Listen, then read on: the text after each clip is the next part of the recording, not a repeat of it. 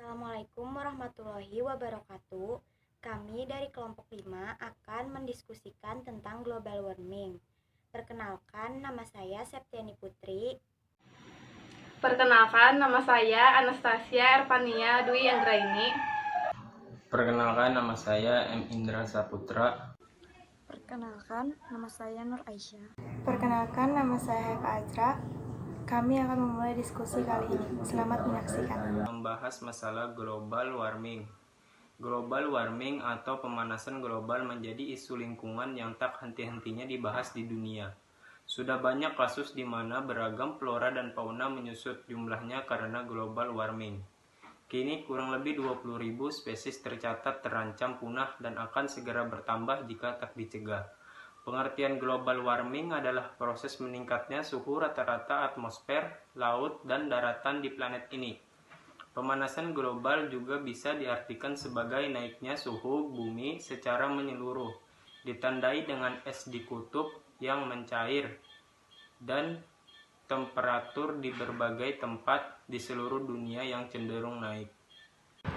Selama 3 abad, suhu rata-rata di permukaan bumi meningkat menjadi 1 derajat Celcius.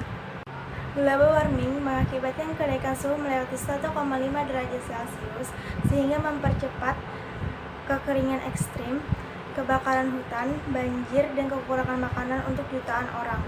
IPCC menyimpulkan bahwa sebagian besar peningkatan suhu rata-rata gas sejak abad ke-20 kemungkinan besar diakibatkan oleh konsentrasi gas-gas rumah kaca akibat aktivitas manusia.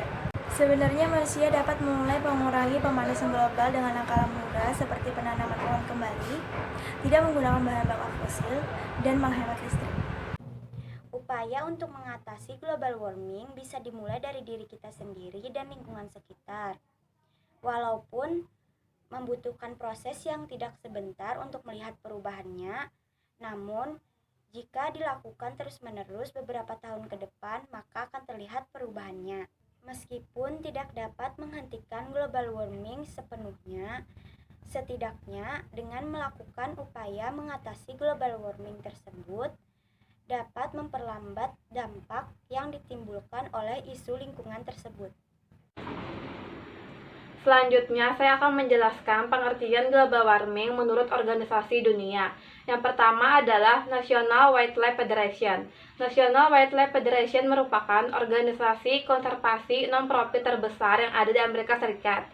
Menurut organisasi ini, global warming adalah peningkatan suhu di permukaan bumi yang dapat menyebabkan bencana alam seperti banjir, kekeringan, badai, dan lain-lain. Global warming juga dapat mengubah permukaan bumi dan membunuh banyak spesies. Yang kedua adalah Natural Resource Defense Council atau NRDC. NRDC merupakan organisasi yang terletak di Amerika Serikat dan merupakan salah satu organisasi paling terkemuka dan terbesar yang ada di dunia. Menurut NRDC, global warming adalah proses peningkatan suhu udara di bumi karena terperangkapnya panas di atmosfer oleh gas karbon dioksida, sehingga dapat mengancam perubahan iklim dan menyebabkan bencana alam. NRDC juga mengemukakan bahwa global warming merupakan krisis lingkungan dan kemanusiaan yang terjadi pada saat ini. Yang ketiga adalah The New Mexico Solar Energy Association. Menurut organisasi ini, global warming adalah peningkatan suhu atau temperatur rata-rata di permukaan bumi sebagai dampak dari efek rumah kaca. Efek rumah kaca tersebut merupakan peristiwa terperangkapnya panas di bumi karena terhalang oleh gas emisi seperti karbon dioksida di atmosfer. Yang keempat adalah United States Environmental Protection Agency. Menurut organisasi ini, global warming adalah peningkatan suhu rata-rata di permukaan bumi, baik yang telah terjadi maupun yang masih terjadi saat ini. Efek rumah kaca merupakan penyebab terbesar terjadinya perubahan iklim. Ada beberapa upaya yang dapat dilakukan untuk mengatasi global warming. Yang pertama, menanam pohon. Reboisasi dilakukan untuk menyeimbangkan kadar CO2 di lapisan atmosfer.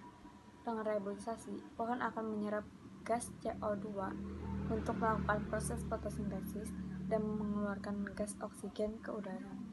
Yang kedua adalah mengurangi penggunaan kendaraan yang berbahan bakar fosil. Untuk mengurangi kendaraan berbahan bakar fosil, kita dapat beralih menggunakan transportasi umum. Yang ketiga adalah menghemat listrik. Dengan menghemat listrik, secara tidak langsung sudah mengurangi penggunaan gas CO2. Karena sebagian besar gas CO2 terbuat dari pembangkit listrik yang berbahan bakar fosil. Yang keempat adalah mengendalikan limbah. Limbah dapat mengeluarkan gas berbahaya ke udara. Selain itu, juga menyebabkan efek rumah kaca yang menyebabkan panas sinar matahari terperangkap di permukaan bumi.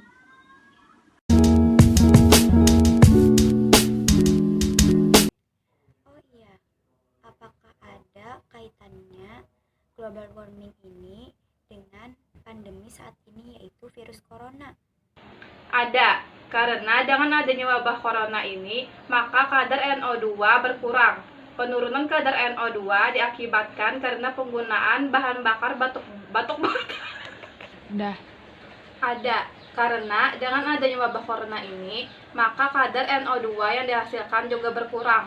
Penurunan kadar NO2 dikarenakan penggunaan bahan bakar batu bara yang berkurang dan banyaknya pabrik yang ditutup sehingga gas emisi yang dihasilkan juga berkurang. Selain itu, pemerintah yang menganjurkan masyarakat untuk tetap berdiam diri di rumah juga mengakibatkan polusi udara di jalan raya berkurang. Tentunya, efek ini sangat bagus untuk mencegah global warming yang terjadi saat ini.